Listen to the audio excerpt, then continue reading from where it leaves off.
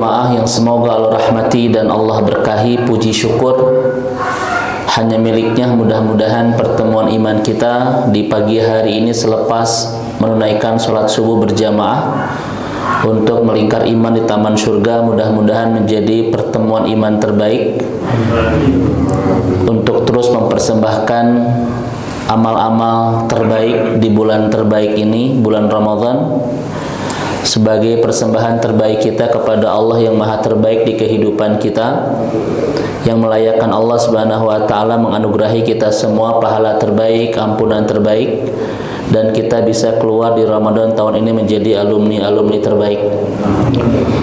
Andaikan ini adalah Ramadan terakhir buat kita semua dan Allah tidak mengizinkan kita kembali bertemu Ramadan tahun-tahun berikutnya, maka mudah-mudahan inilah Ramadan yang bisa mengantarkan kita bersama-sama pulang ke surga.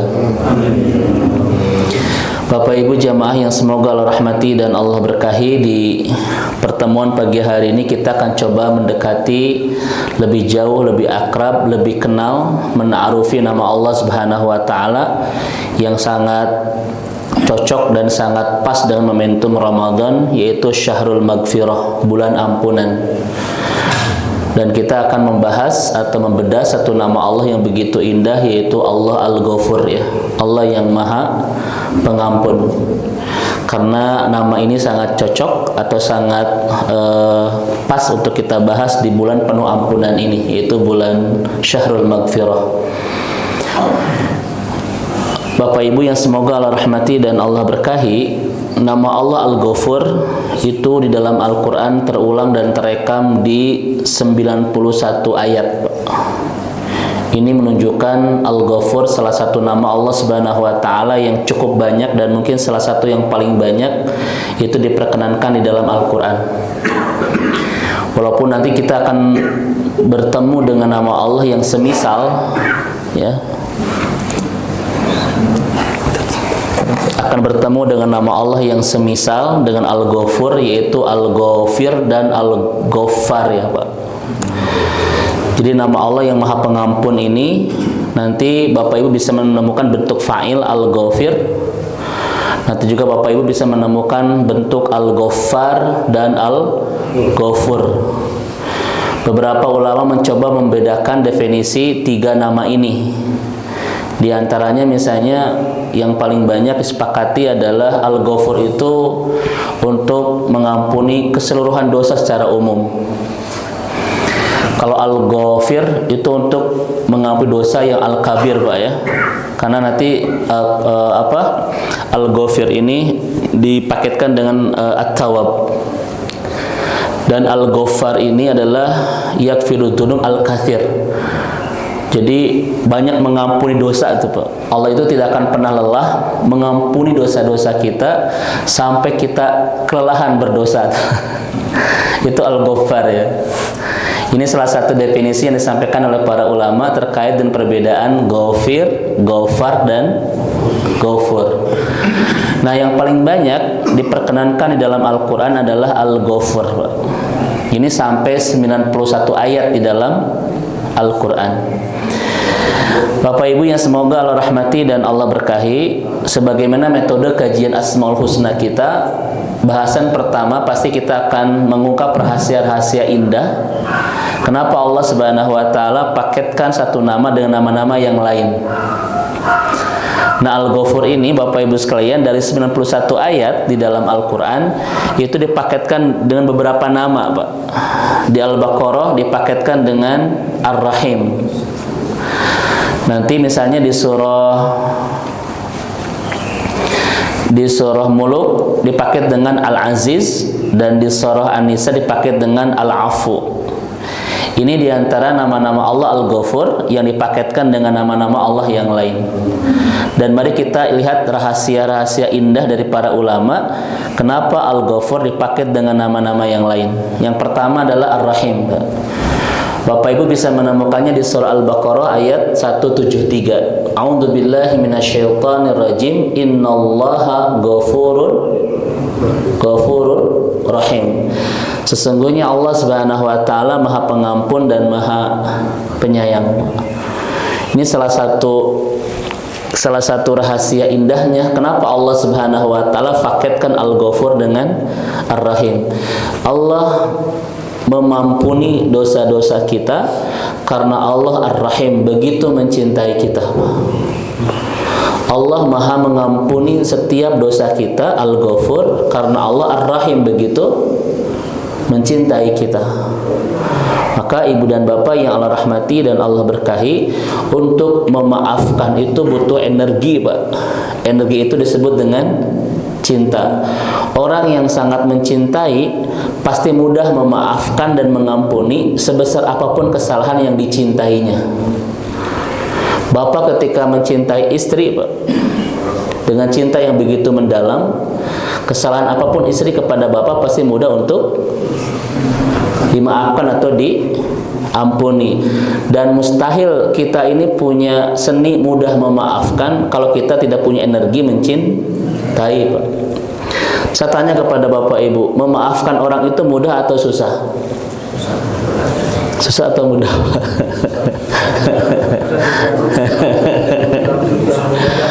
Kan dulu pernah sampaikan bapak ibunya di kajian awal-awal kita kajian itu bahwa Sufyan Ats-Tsauri itu pernah mengatakan menghadap Allah dengan membawa begitu banyak kesalahan kita kepada Allah itu lebih mudah daripada kita menghadap Allah dengan membawa satu kesalahan kita kepada manusia, Pak. Itu kalimat seorang tabi'in besar, ya, Syekh Imam Ats-Tsauri. Menghadap Allah dengan membawa begitu banyak kesalahan kita kepada Allah itu lebih mudah daripada kita menghadap Allah dengan membawa satu kesalahan kepada manusia. Waktu itu sampai kontroversi, Pak. Kenapa sampai seorang ulama besar masa tabi'in mengatakan demikian? Bahwa menghadap Allah dan berdosa dengan ratusan dosa kepada Allah itu lebih mudah daripada menghadap Allah dan membawa satu dosa kepada manusia. Maka kata Sufyan Ats-Tsauri, setidaknya ada 3 alasan, Pak. Yang pertama adalah sebanyak apapun dosa kita kepada Allah, Allah akan mudah memaafkannya. Namun satu dosa kita atau satu kesalahan kita kepada manusia belum tentu dia mudah memaafkan. Betul tidak, Pak? Nah itu. Yang kedua, sebanyak apapun kesalahan kita kepada Allah, Allah akan menutupinya.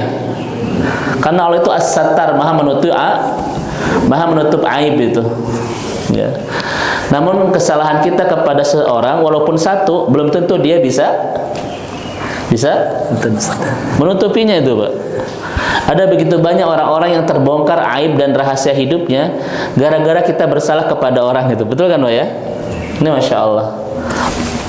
Nah, Bapak Ibu sekalian dirahmati Allah Subhanahu wa taala. Makanya kita lihat Bapak dan Ibu, kalau ingin mudah memaafkan kesalahan saudara kita, maka siapapun di antara kita harus bisa menerapkan hadis ini. La yu'minu ahadukum hatta yuhibba li akhihi ma yuhibbu li nafsi. Orang beriman itu Bapak Ibu sekalian mencintai saudaranya seperti mencintai dirinya sendiri, dan itulah standar keimanan yang benar. Seakan-akan Rasul mengatakan kepada kita standar iman yang benar itu adalah mencintai saudara kita seperti kita mencintai diri sendiri. Kalau kita sudah mencintai saudara kita seperti kita mencintai diri sendiri, kira-kira mudah nggak memaafkan kesalahannya? Mudah, Pak. Ya kan? Tapi kenapa banyak di antara kita yang saat ini, Pak, sulit memaafkan kesalahan orang sampai susah move on itu, berjuang bertahun-tahun ingin memaafkan tapi tidak bisa.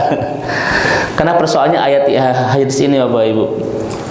Satu kan kata Nabi SAW, mohon maaf, kata Allah Subhanahu wa taala di surat Al-Hujurat, innamal mu'minuna ikhwah. Mukmin itu bersaudara. Tidak ada iman tanpa persaudaraan, Pak. Jadi kalau ingin melihat sehebat apa iman seseorang, maka lihatlah sehebat apa dia hatinya menaut kepada saudaranya yang lain itu. Karena tidak benar iman seseorang ketika dia tidak bersaudara. Wa kunu ibadallahi ikhwana. Jadilah hamba-hamba Allah yang bersaudara. Apa itu saudara itu, Bapak Ibu sekalian? Bersaudara itu setidaknya ada 3 tahap, Pak. Ini jangan-jangan kita selama ini mengaku bersaudara berukhuwah, tetapi sebetulnya kita sedang tidak ada lingkaran ukhuwah itu. Karena ukhuwah itu setidaknya ada 3 tahapan yang harus kita miliki. Kalau kita tidak di tahapan ini, berarti kita sedang tidak bersaudara. Dan ketika tidak bersaudara, tidak benar iman kita. Betul Bapak Ibu? Pertama ada standar minimalnya, ada standar tengahnya, ada standar maksimalnya. Kira-kira standar minimalnya apa Pak? Kita bersaudara itu salamatus sadr, hati kita bersih dari keburukan tentang saudara kita. Tidak mengizinkan hati kita untuk disimpan ketidakbaikan tentang saudara kita. Itu standar minimal sekali. Makanya kalau di hati kita masih ada keburukan tentang saudara kita, itu kita sudah terlepas dan terlempar dari lingkaran persaudaraan. Karena itu batas minimalnya. Salamatu sadr. Hati kita tidak mengizinkan untuk menyimpan sesuatu yang tidak baik tentang saudara kita. Tapi kan kadang di kita apa ya? Benci, Pak, karehel, rudet, Pak, suudzon, nonde iri. Banyak Bapak sekalian. Berarti kita sudah terlempar dari persaudaraan itu. Karena orang beriman tidak boleh menyimpan sesuatu yang tidak baik tentang saudaranya di hatinya itu. Ini standar minimal. Standar tengahnya apa, Pak? Yuhibbu li akhihi ma yuhibbu li nafsi. Mencintai saudaranya seperti mencintai. Nah, itu standar tengah itu, Pak. Kira-kira standar maksimalnya apa? Al-ithar, kata Nabi itu, yaitu mendahulukan saudara kita daripada diri sendiri. Saya tanya kepada Bapak Ibu, saat ini kita sedang di tahapan mana? Di tahapan mana, Pak? Itu namanya innamal mu'minuna ikhwah itu, Pak. Persaudaraan itu seperti itu. Karena bertahun-tahun kita mengkampanyekan ukhuwah Islamiyah, tapi hati kita penuh kedengkian kan? Hati kita penuh kebencian kepada saudara kita. Sebetulnya kita sedang tidak ada di lingkaran ukhuwah itu. Karena standar minimalnya adalah salamatu sadr. Standar tengahnya apa tadi? Yuhibbu li akhihi ma yuhibbu li nafsi. Standar paling maksimalnya al-ithar, Pak, mendahulukan saudara kita melebihi diri sendiri. Mudah-mudahan Bapak Ibu dalam mati terus tadi. Iya. Baik. Bapak Ibu yang dirahmati Allah Subhanahu wa taala, mudah-mudahan di dalam kehidupan kita ini Bapak Ibu kita bisa, sebelum kita pulang ya, Pak, kita bisa merealisasikan kewajiban kita kepada Allah ini, yaitu berukhuwah. Nah, kalau kita sudah saling mencintai karena Allah, Pak, bahkan mencintai diri saudara kita seperti mencintai diri sendiri, kira-kira mudah memaafkan tidak? Maka Bapak Ibu, innallaha ghafurur rahim, sesungguhnya Allah Maha Pengampun, Maha Mencintai. Kalau kita ingin mudah memaafkan, mengampuni kesalahan orang, kita butuh energi yang disebut dengan energi mencintai. Ini Bapak Ibu sekalian, apapun karena cinta semua mudah untuk dimaafkan. Berarti siapa orang yang sulit memaafkan itu? Siapa, Pak?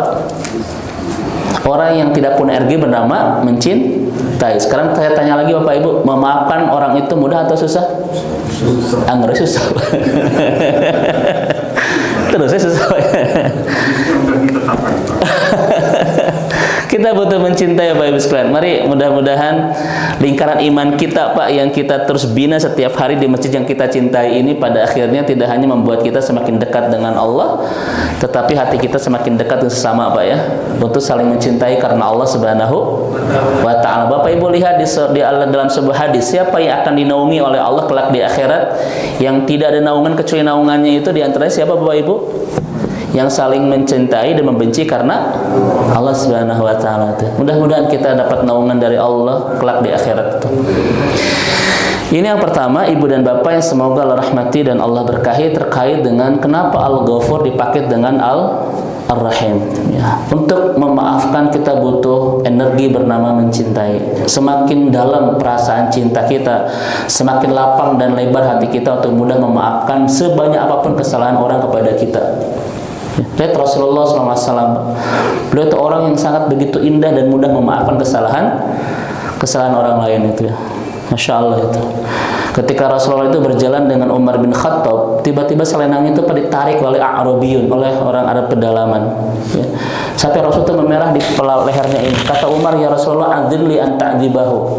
Izinkan aku untuk ngawarah orang itu. Apa ngawarah itu ya?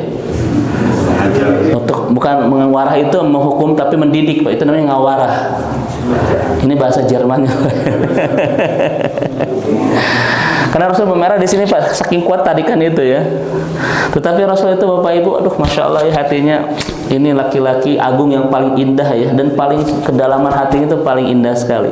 Rasul dekati orang ini, diberikan senyum dan diberikan selendang gitu ya Pak ya. Memang Rasul tahu dia itu butuh selendang, caranya salah, maklum dia kan dari pedalaman gitu. Begitu.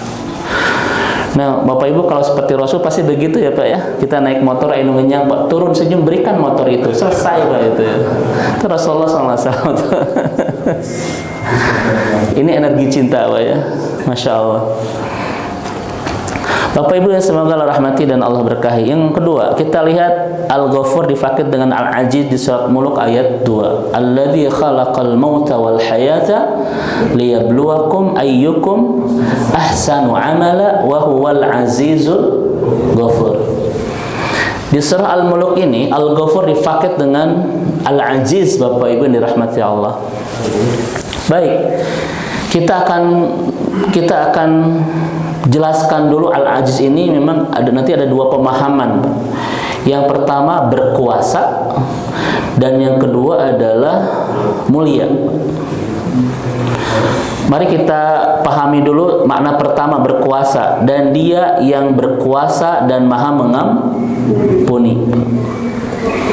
Bapak Ibu dirahmati Allah, mari kita lihat. Allah itu Maha berkuasa, dipaket dengan Al-Ghafur. Allah Maha berkuasa untuk mengambil semua anugerah yang telah diberikan kepada kita gara-gara kemaksiatan kita. Allah mampu Bapak Ibu sekalian. Betul?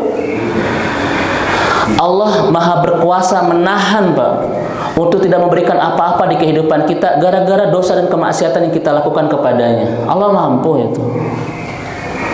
Bahkan Allah mampu untuk menjadikan musibah menjadi anugerah, bahkan menghukum kita di dunia gara-gara semua kemaksiatan yang pernah kita lakukan seumur hidup ini. Allah mampu tidak? Pertanyaannya, kenapa sekarang kita masih baik-baik saja padahal kita ini banyak dosa kepada Allah? Karena Allah itu Al-Ghafur. Allah menggunakan nama yang kedua. Ketika kita bersalah, bukan langsung menghukum, bukan langsung mengambil semua anugerah yang telah Allah berikan, bukan menahan semua yang kita butuhkan, tetapi Al-Ghafur, Allah itu langsung ingin memaafkan dosa-dosa kita. Makanya di kajian sebelumnya kita pernah membahas Bapak Ibu sekalian, innallaha yarghabu bil afi wa la yusari'u bil uqubati. Ketika kita berbuat salah, Allah langsung ingin memaafkan dosa kita, bukan ingin menghukum kita itu. Coba kalau Bapak Ibu ada orang yang nyakitin kita, Pak, yang pertama kita lakukan ingin langsung memaafkan, ingin langsung membalas. Sudah kelihatan Pak. Ingin langsung membalas. Tetapi Allah tidak. Innallaha yarghabu bil afi wa la yusari'u bil uqubati. Hari pertama kita bermaksiat kepada Allah, Allah sudah ingin rindu memaafkan dosa kita. Makanya nanti ada kajian Bapak Ibu sekalian, innallaha yafrahu bil istighfaril mu'min, atau innallaha yafrahu bi taubatil mu'min. Allah itu sangat bahagia ketika seorang mukmin itu bertaubat atau minta maaf. Saya tanya kepada Bapak Ibu yang Allah rahmati dan Allah berkahi, kenapa Allah begitu bahagia Pak, kepada seorang mukmin dan seorang hamba yang bertobat kepadanya? Kenapa Bapak Ibu sekalian? Ada 3 alasan Pak. Innallaha yafrahu bil istighfaril mu'min, atau innallaha yafrahu bi taubatil mu'min. Salah satu kebahagiaan Allah itu adalah memaafkan seorang hamba yang bersalah. Sampai-sampai Allah mengatakan dalam sebuah hadis qudsi riwayat Imam Ahmad, fa in tabu fa anna habibuhum. Kalau mereka meminta maaf dan bertobat kepadaku, aku akan mencintai mereka. Saking bahagianya Allah itu dengan taubatnya seorang mukmin. Sekarang kita bahas Bapak Ibu. Ada 3 alasan kenapa Allah Subhanahu wa taala begitu bahagia dengan permintaan maaf seorang mukmin, Pak? Yang pertama, karena Allah begitu mencintainya. Ya, Pak ya. Orang yang penuh dengan cinta itu ketika ada kesalahan dari yang dicintainya, Pak, bukan ingin membalas tapi ingin segera memaafkan. Betul ya? Yang kedua, Pak, kenapa Allah begitu bahagia dengan taubatnya seorang mukmin, dengan minta maafnya seorang mukmin? Karena ketika dia pertama kali bermaksiat, Allah sudah rindu ingin segera memaafkannya. Kemudian ketika rindu itu, Bapak Ibu, dinanti oleh Allah dan hamba ini meminta maaf, Allah bahagia. Kenapa? Karena sebelumnya Allah sudah sangat rindu ingin memaafkannya itu. Makanya dulu saya sampaikan kepada Bapak Ibu, jangan terlalu lama membuat Allah menanti kita untuk segera memaafkan. Ayo, kalau kita punya masalah, punya dosa, segera minta maaf. Dan alasan yang ketiga, Bapak Ibu yang dirahmati Allah, kenapa Allah Subhanahu wa taala begitu bahagia kepada orang-orang yang minta ampun, minta maaf, bertobat? Allahu yad'u ilal jannah. Karena Allah itu ingin membawa kita kemana? Ke surga. Tidak ada keinginan terbesar Allah di dalam Al-Quran, di antara kebaikan-kebaikan Allah yang lain kepada kita, Bapak Ibu, kecuali innallaha yad'u ilal jannah. Allah ingin bawa kita ke surga. Maka ketika seorang mukmin, Pak, bermaksiat, melenceng di jalur surga dan kembali lagi, Allah bahagia tidak, Pak? Nah itu, kenapa? Karena Allah yang pengen bawa kita semua ke surga itu. Mudah-mudahan yang hadir di sini adalah hamba-hamba Allah yang ditemui Allah kelak di surga. Ya. Allah menanti kita di sepertiga malam itu. Kan apa kata Rasulullah di hadis riwayat Imam Muslim? Tanazzalu tabaraka wa ta'ala min kulla lailatin, ya, hinna yabqa thuluthul akhir. Allah itu menemui kita setiap malam di sisa sepertiga malam. Untuk ngapain, Pak? Untuk ngapain? In istaghfaruhu ghafara lahum. Untuk memaafkan dosa-dosa orang yang minta maaf. Itu setiap malam, Bapak Ibu sekalian. Kenapa? Karena Allah itu ingin membawa kita pulang kemana? Ke surga itu. Makanya di surat An-Nisa, Bapak Ibu sekalian, ya, Allah mengatakan apa? An-Nisa 27-28, Bapak Ibu. Kalau saya tanya kepada Bapak Ibu sekalian, apa yang kita inginkan dari Allah? Banyak. Ini kelihatan wajah-wajah penuh dengan keinginan. Ya, saya itu dapat ilmu, ya, Ustadz Farhan, Masya Allah, Ustadz Ginanjar, ya, Masya Allah, dari seorang ulama, Pak.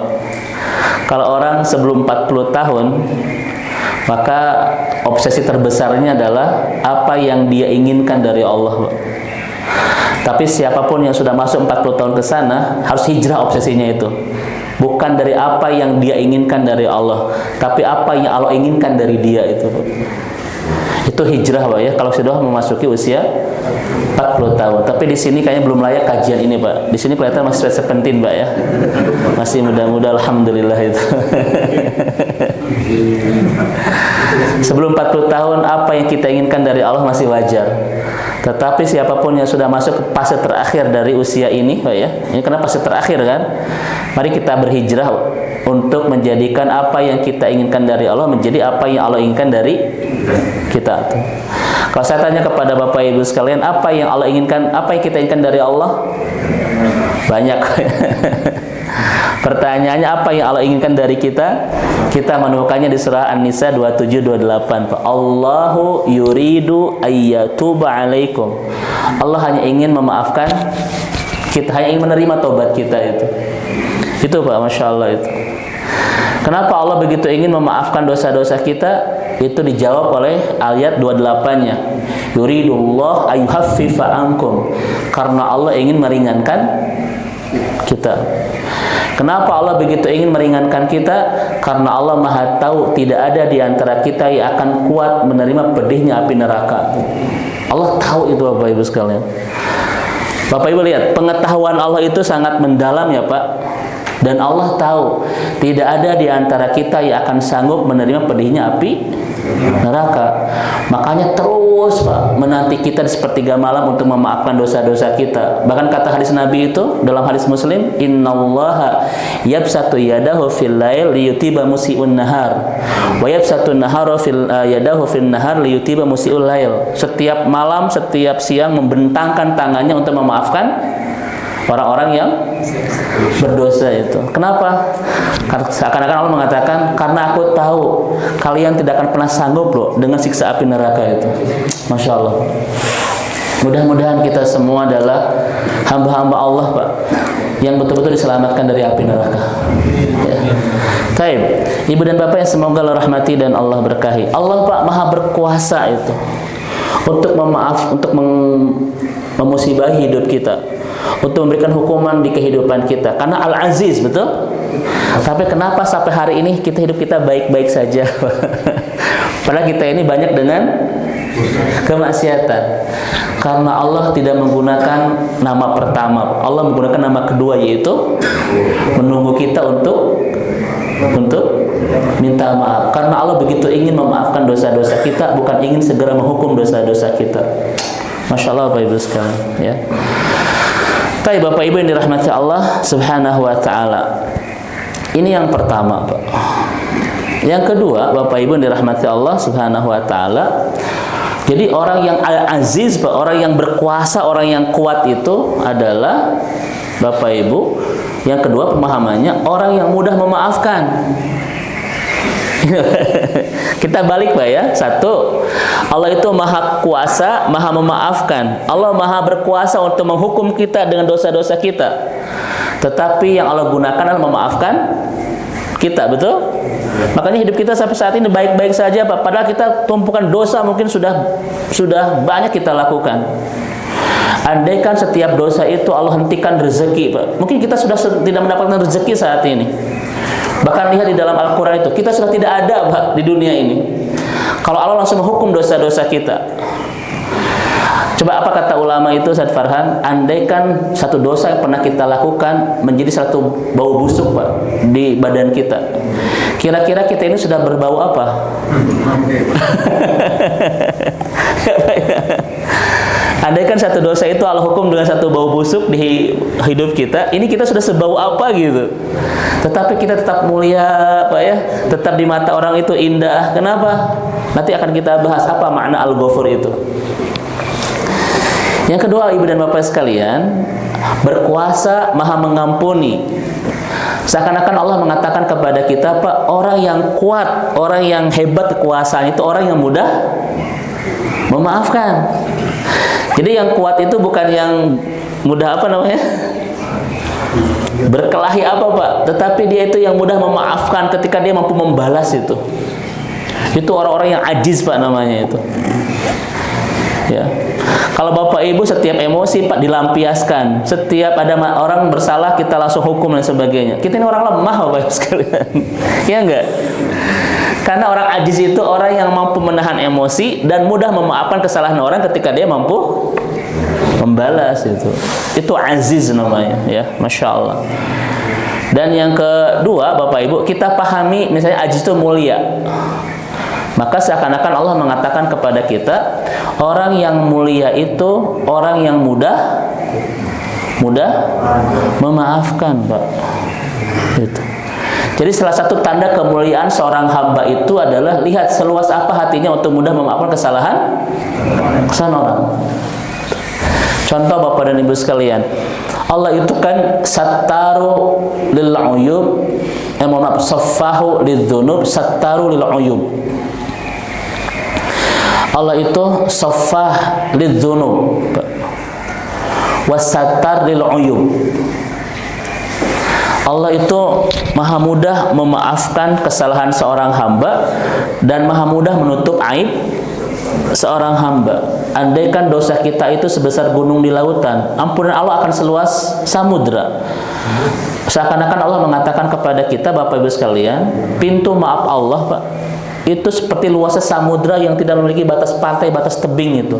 Sebesar apapun dosa-dosa kita. Saya tanya kepada Bapak Ibu, ada nggak dosa yang tidak akan pernah Allah maafkan? Ada nggak?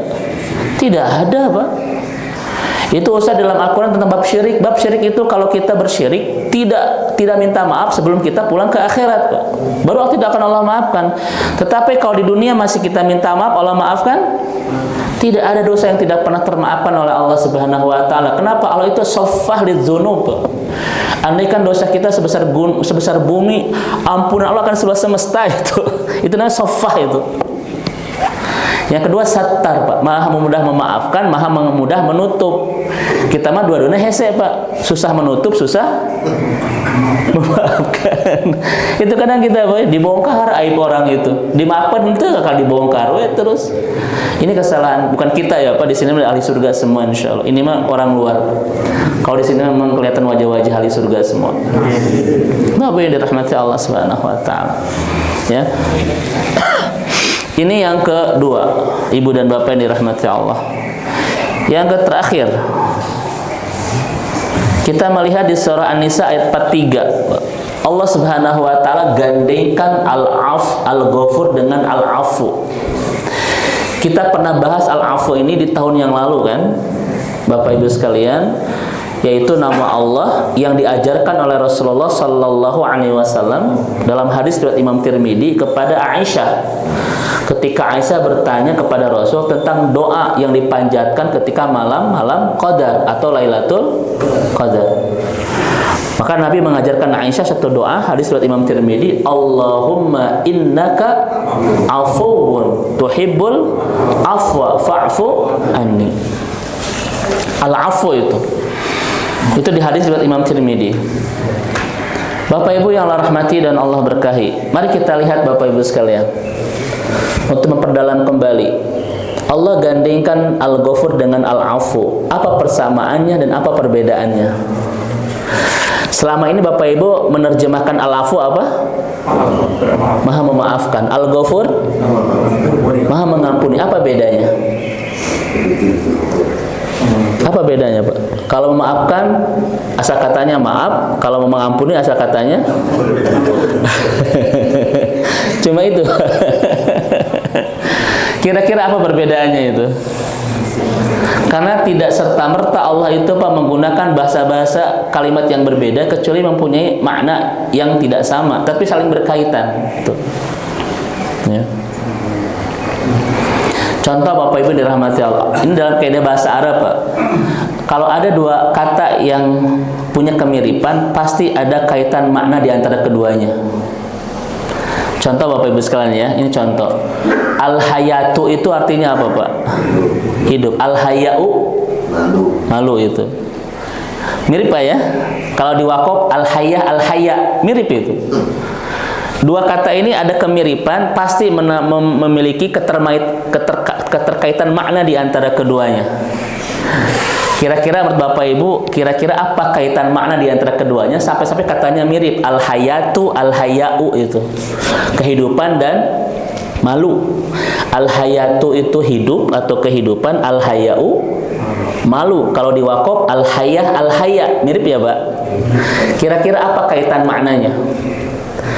Ulama-ulama kita mengatakan, Bapak Ibu sekalian, Bapak Ibu, hati yang hidup adalah hati yang besar rasa malu. Kalau hati orang sudah mati, Pak, hilang rasa malunya itu. Maka orang-orang yang mempertontonkan, Pak, ketidakmaluan adalah orang-orang yang hatinya sudah mati itu. Itu kata para ulama itu. Pak ya. Begitu banyak orang-orang yang fisiknya hidup tapi hatinya sudah malu ketika sudah mati ketika tidak malu mempertontonkan segala kemaksiatan sekalian itu ya. Itu mirip, Pak.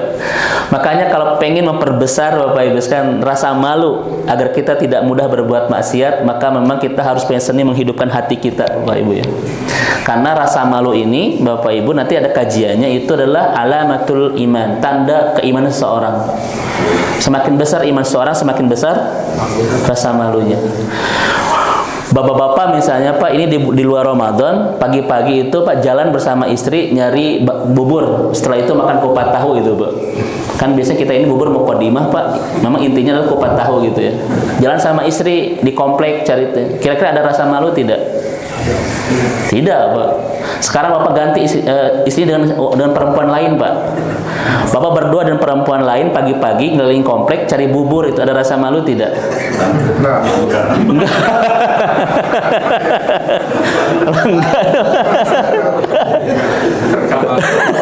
Soalnya anaknya itu, Pak.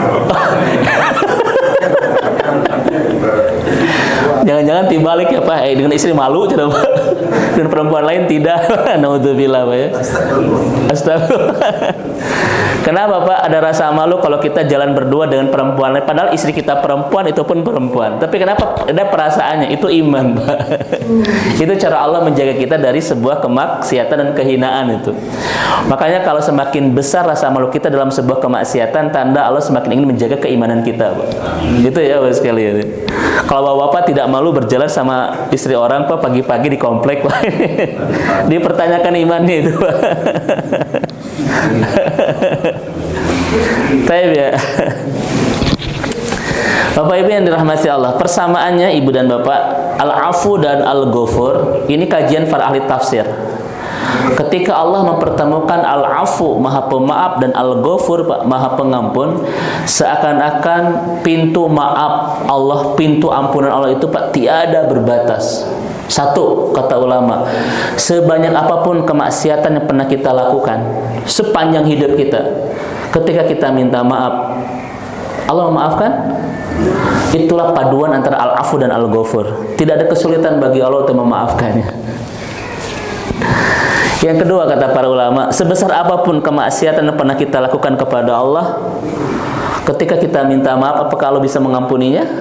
Bisa. Itu pun disampaikan oleh Rasulullah dalam sebuah hadis qudsi. Allah berfirman, "Lau balagot," hadis Muslim Mbak ya, "Lau balagot dunubuka anna as-sama summa istaghfartani ghafartu laka wal ubali." Masya Allah. Tidak ada Tuhan yang paling baik Pak, paling mencintai kita kecuali Allah Subhanahu wa taala. Kata Nabi, hadis qudsi, Allah berfirman, andaikan dosamu ana as-sama, balagot ana as-sama, sampai setinggi sama itu apa? Langit, bayangkan itu. Sampai setinggi langit itu. Summa istaghfartani, kata Allah, kemudian kau minta maaf kepadaku. Ghafartu laka wala ubali. Aku akan memaafkan kamu dan tidak peduli setinggi apapun dosa pernah kamu lakukan. Masya Allah Pak ya. Andaikan Bapak Ibu Allah tidak al-ghafur, tidak al-afu, tidak at-tawwab, mungkin kita sudah tiada Pak. Karena langsung hukum dosa-dosa yang kita lakukan itu. Makanya Bapak dan Ibu ya, siapa Allah al-ghafur itu? Satu, innallaha la ya'khudhu bidunubina. Allah yang tidak langsung menghukum dosa-dosa kita. Gitu. Allah yang tidak langsung menghukum dosa-dosa kita. Setiap kita berdosa, Allah kasih kebaikan Pak ya, kesuksesan, kesehatan. Karena Allah itu, Bapak Ibu sekalian yang dirahmati Allah, kemaksiatan-kemaksiatan kita tidak akan pernah menghalangi Allah untuk terus memberikan kebaikan dalam hidup kita. Siapa Tuhan yang paling mencintai kita kecuali Allah itu? Yang kedua Bapak Ibu sekalian, innallaha sattara uyubana. Satu, Allah itu menahan dosa-dosa kita, tidak langsung hukum. Dan yang kedua, sattara uyubana, Allah langsung menutup aib-aib kita itu. Makanya di antara kita Bapak Ibu tidak saling tahu kan apa saja dosa kita kepada Allah. Andaikan Bapak dan Ibu saling tahu dosa kita kepada Allah, Pak, kira-kira malu tidak? Malu. Itu si Bapak itu, Pak. Itu. Nah, Bapak Ibu ya, Masya Allah ya. Makanya apa kata Ustaz Amr Khalid itu, suami istri yang hidupnya bersama-sama Pak, 24 jam membangun kehidupan bersama-sama sampai wamat memisahkan, tetap mereka pun tidak saling tahu apa saja dosa mereka kepada Allah Subhanahu wa taala. Kenapa? Karena Allah itu al-ghafur fa as-sattar. Allah Maha menutup kesalahan-kesalahan kita agar tidak mudah nampak di hadapan hamba-hamba Allah yang lain. Maka kita ini bukan mulia Pak, kita ini ditutup aibnya oleh Allah itu. Masya Allah. Ya, Masya Allah Pak. Baik, bahkan nanti di ujungnya apa Bapak Ibu sekalian? Innallaha yaghfiru dunubana. Allah sampaikan di surah At-Taubah ayat Az-Zumar ayat 53. Ya ibadiyalladzina asrafu ala anfusihim la taqnatu min rahmatillah. Kenapa? Fa innallaha yaghfiru dunuba jami'an. Jadi jangan pernah berputus asa dari ampunanku, karena aku akan ampuni semuanya itu. Itu kata Allah Pak ya. Itu di Az-Zumar ayat 53 itu. Baik. Sekarang perbedaannya Bapak Ibu sekalian. Ya, sekarang perbedaannya. Apa perbedaan antara Al-Ghafur dan Al-Afu? Itu disampaikan oleh Imam Al-Qurtubi. Al-Ghafur dulu Bapak Ibu. Ghafur ini kan ghafaro ini artinya Pak sataro. Berarti Al-Ghafur itu adalah sitrun la yaqa'u mahu iqabun. Allah yang Maha menutup Pak, dan tidak akan pernah menghukum dosa kita. Kan ditutup. Kalau kita dipeti kemaskan gitu. Makanya ketika Bapak Ibu beristighfar, Bapak Ibu minta apa itu? Hah? Ketika beristighfar Pak, minta ditutup. Ya. Sebentar. Baik. Kita lanjut Bapak Ibu sekalian. Ghafaro itu Maha menutup. Ada yang mobil. Mobil.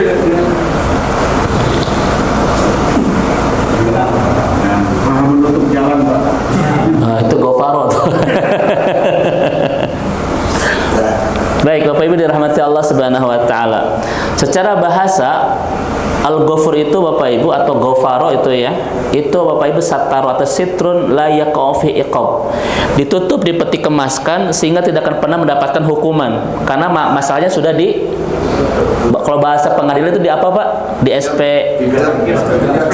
Di gitu Pak, jem gitu. Di SP3. Dia tidak akan ada hukuman itu. Itu namanya Pak Ghafur. Ya. Makanya ketika Bapak Ibu beristighfar, sebetulnya Bapak Ibu sedang meminta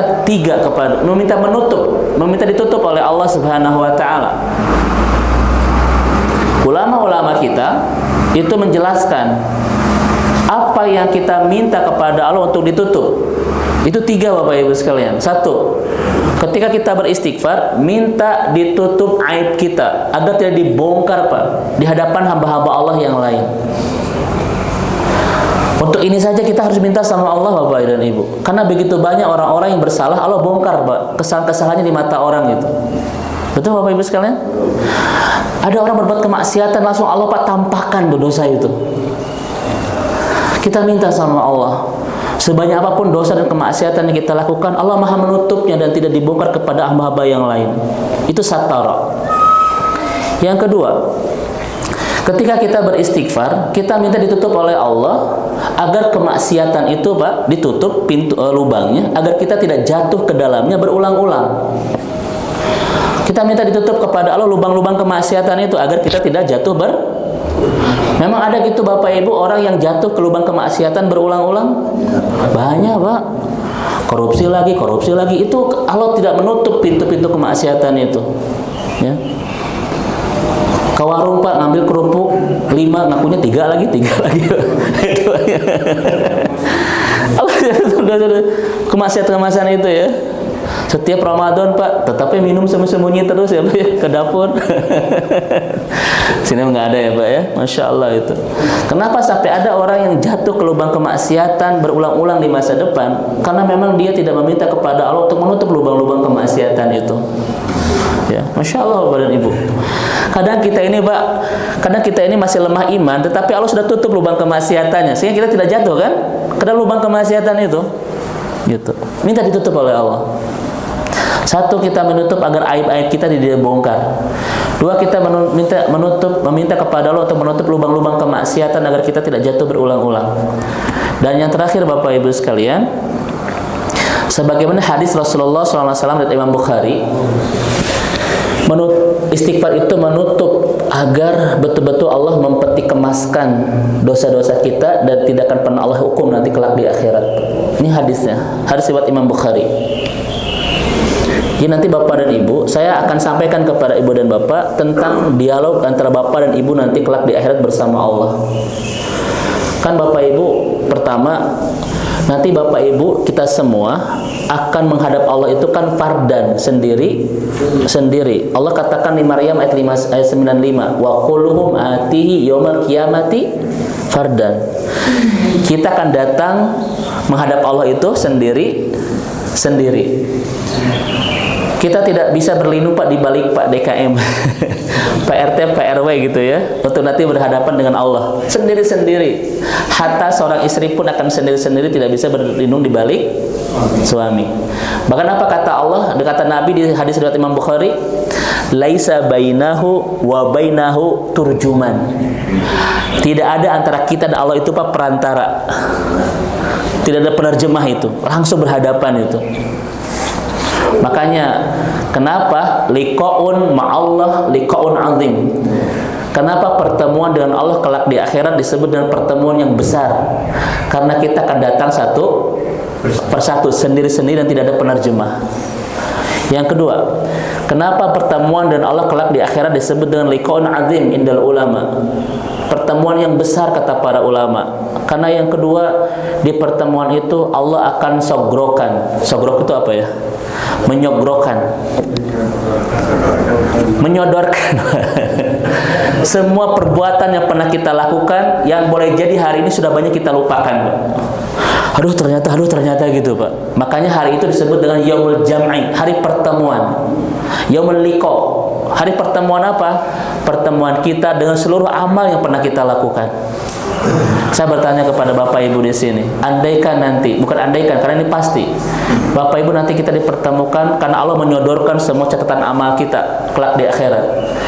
Kira-kira kita berakhir kebahagiaan atau penuh penyesalan, Pak? Kenapa tidak ada yang jawab, Pak? Mudah-mudahan yang hadir di sini adalah hamba-hamba Allah yang ketika melihat semua catatan amalnya itu penuh kegembiraan, Pak. Ya. Itu Pak, itu sebut pertemuan agung. Karena ketika pertemuan itu Allah tidak tapi menyodorkan nih, dan tidak ada yang luput dari catatan Allah. Bahkan lihat di surat Qaf. Ini Bapak Ibu perlu kita perhatikan di surat Qaf. Ma yalfidhu min qaulin illa ladaihi raqibun atid. Setiap kalimat yang kita ucapkan di lisan kita ada dua malaikat yang mencatatnya itu. Allah sampaikan, sebutkan dua namanya, Raqib dan Atid. Itu setiap kalimat Bapak Ibu sekalian. Masya Allah itu. Makanya apa kata Nabi, Bapak Ibu sekalian? Man kana yu'minu billahi wal yawmil akhir falyakul khairan, Pak. Itu Masya Allah. Orang yang percaya hari akhir itu, Pak, tidak akan pernah ngomong kecuali yang baik. Kenapa? Karena dia yakin setiap kata itu ada dua malaikat yang mencatatnya dan akan dihisab kelak di akhirat. Gitu. Ya Masya Allah. Nah Bapak dan Ibu yang semoga Allah rahmati dan Allah berkahi. Dan kata Nabi apa? Yang paling banyak memasukkan ke neraka itu adalah alsinatahum. Apa alsinatahum? Lisan itu. Coba punten Bapak, mari kita mentadaburi, memberikan penjelasan hadis ini. Kenapa Rasulullah mengatakan yang paling banyak memasukkan kita ke neraka itu adalah alsinatahum, yaitu lisan mereka. Kira-kira kenapa, Pak? Satu, Pak, karena yang paling banyak amal yang kita produksi setiap hari itu adalah kata-kata, bukan perbuatan. Kita ini lebih banyak ngomong daripada berbuat. Baik. Itu setiap hari yang paling banyak kita produksi. Padahal kata-kata itu bagian dari amal, Pak, ya kan? Jadi karena manusia itu lebih banyak ngomong daripada berbuat. Yang kedua, Pak, kata-kata itu kadang tidak kita pikirkan, meluncur saja lisan kita itu. Padahal semua itu ada hisabnya nanti kelak di akhirat. Seakan-akan kata-kata itu ringan tanpa ada hisab, padahal memang ada hisabnya nanti kelak di akhirat. Masya Allah. Nah Bapak dan Ibu yang dirahmati Allah, yang terakhir, Pak, kenapa pertemuan dengan Allah kelak di akhirat disebut dan pertemuan agung? Karena Allah tidak hanya menyodorkan catatan amal kita, tetapi ini, Pak, nanya satu persatu itu. Pertanyaan Allah nanti kepada kita semua bukan Bapak nikah sama siapa, tinggal di mana gitu, Pak, ya. Tidak begitu, Pak. Dulu Bapak di Cimahi itu rumah yang nomor berapa? Tidak, Pak. Tidak begitu Allah bertanya nanti kepada kita kelak di akhirat. Tidak akan bertanya Bapak dan Ibu dulu hobinya apa gitu, Pak. Tidak, tetapi ini amil takadza wa kadza, amil takadza wa kadza, amil takadza wa kadza. Ini pertanyaan Allah kelak di akhirat kata Rasulullah, hadis riwayat Imam Bukhari. Seluruhnya, Pak, dirinci satu-satu ditanya itu. Dan kita bisa menjawab cuma na'am, na'am, na'am. Iya, iya, iya. Kenapa? Karena yang menjawab bukan lisan, tetapi aidihim wa arjuluhum itu. Betul kan? Kulit kita yang benar itu. Makanya kalau lisan kan kita bisa mengeles, Pak ya. Bersilat lidah. Apakah kamu pernah berbuat itu? Iya, tapi begini ceritanya, itu salah paham. Kita nggak bisa begitu di hadapan Allah Subhanahu wa taala. Itu kesalahpahaman ya Allah. Cerita sebenarnya begini, nggak bisa itu, Pak. Karena surat Yasin mengatakan kepada kita yang menjawab itu adalah ini, Pak. Masya Allah itu. Ya. Maka Bapak Ibu, saat ini ketika kita berbuat maksiat, tubuh kita memang tidak menghukum, tapi seakan-akan mereka mengatakan, tunggu aku kelak bersaksi di hadapanmu, di hadapan Allah tentang kamu itu. Gitu, Pak. Memang tubuh kita saat ini, Pak, tidak mereaksi apa-apa kan terhadap kemaksiatan kita, tapi seakan-akan mereka mengatakan, tunggu nanti aku akan bersaksi di hadapan Tuhan tentang kamu itu. Nauzubillah. Ya. Nah, ini ibu dan bapak yang dirahmati Allah Subhanahu wa taala. Lihat kalimat ujung hadis ini. Inni satartu 'alaika fid dunya fa ana ughfiruha lakal yaum. Ini indahnya Allah Subhanahu wa taala. Sesungguhnya aku telah menutupi dosa-dosa itu di dunia, dan hari ini pun aku telah mengampuninya, Pak. Jadi Bapak Ibu, mengampuni itu kita berdosa, Pak, tapi tidak ada hukuman. Karena kalau bahasa kita tadi sudah Allah peti, kemaskan, sudah ditutup itu satara. Itu Bapak Ibu sekalian. Coba misalnya ini kunci mobil, Pak, ada ya, saya tutup gitu. Itu masih ada nggak, Pak? Ada, tapi sudah seakan-akan tidak ada karena sudah Allah tutup. Tidak akan lagi dibahas apa-apa. Tadi betul kata Bapak di LP apa? Di SP3 kan itu. Udah nggak akan ada hukuman lagi. Itu ghafar. Nutup itu. Ya, Masya Allah. Namun kalau al-afu pernah kita bahas Bapak Ibu, itu ini lebih ablag lagi. Ini lebih, karena nanti kajian kita ingin memperdalam ini juga, Pak, di kajian berikutnya ya tentang Asmaul Husna ini. Al-afu itu yamhud dzunub was-sayyi'at. Tidak hanya ditutup, Pak, tapi dibersihkan sampai tidak ada bekas. Kata ulama, seperti jejak kaki di padang pasir yang mudah terhapus angin sampai tidak ada jejak lagi itu. Bapak Ibu, mari kita bayangkan hidup kita penuh dengan kemaksiatan kepada Allah, tetapi kelak di akhirat Allah tidak bertanya tentang semua itu karena sudah hilang jejaknya dengan ampunan Allah Subhanahu wa taala. Sebahagia apa kita hari itu? Ya, tidak tuh, Pak. Masya Allah itu ya. Dalam hadis kursi itu kan, ya fulan anni radin lima fa'ata fid dunya, ya. Kemudian kata Allah itu apa? Ghafartu laka wa afautu anka. Ada ghafartu, ada afautu waktu hadisnya itu, Pak. Aku mengampunimu dan memaafkanmu. Tidak ada pertanyaan lagi. Apa kata Allah? Idhab fadkhul jannati. Pergilah dan masuklah ke dalam surga. Allah yang dirahmati Allah itu. Makanya ibu dan bapak yang dirahmati Allah Subhanahu wa taala, inilah persamaan dan perbedaan antara al-afu dan al-ghafur. Di surah An-Nisa ayat 43, innallaha kana afuwan ghafura. Ya. Masya Allah. Taib. Bapak dan Ibu, sedikit ya. Saya hanya mengantar aja, dan harus percaya dengan kalimat dari Imam Al-Ghazali. Tidak ada anugerah yang paling indah di kehidupan seorang mukmin kecuali ketika dia sudah mendapatkan ampunan, Pak, sebelum pulang itu. Itu anugerah indah. Kan kadang begini, Pak, Bapak Ibu ya.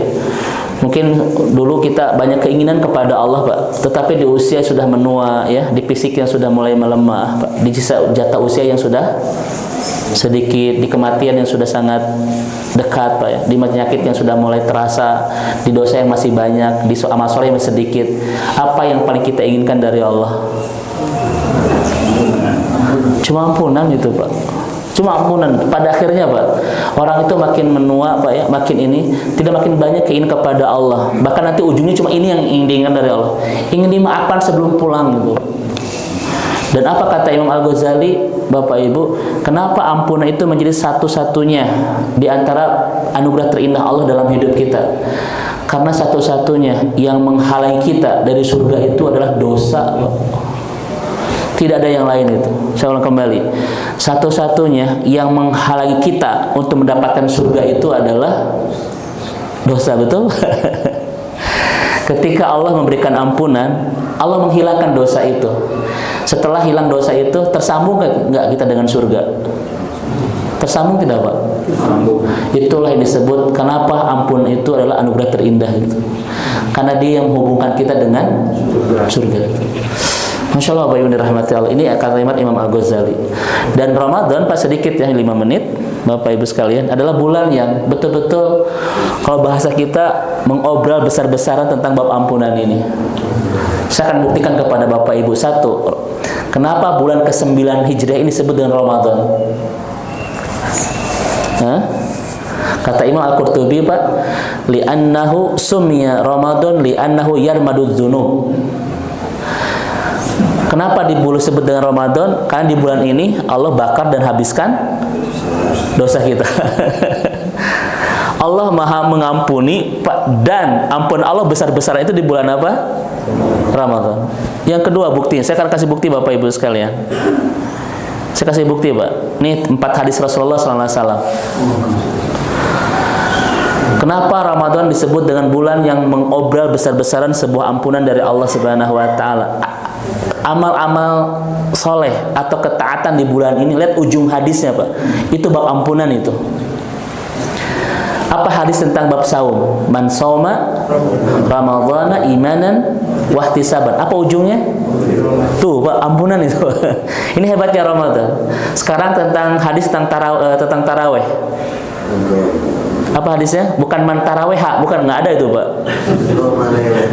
Ini hadisnya tuh, man qoma Ramadhana, itu tarawih itu.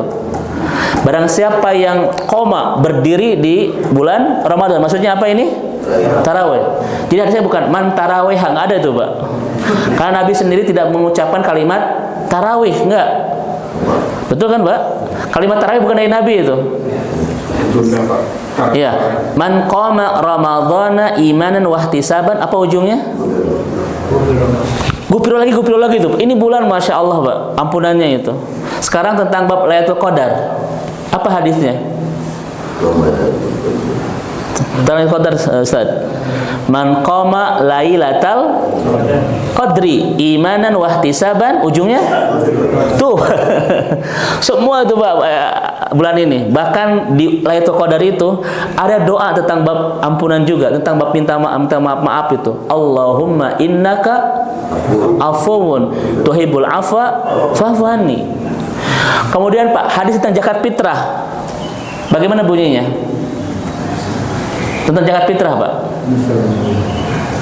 Man zakata fitraha, nggak ada tuh. Itu mengarang.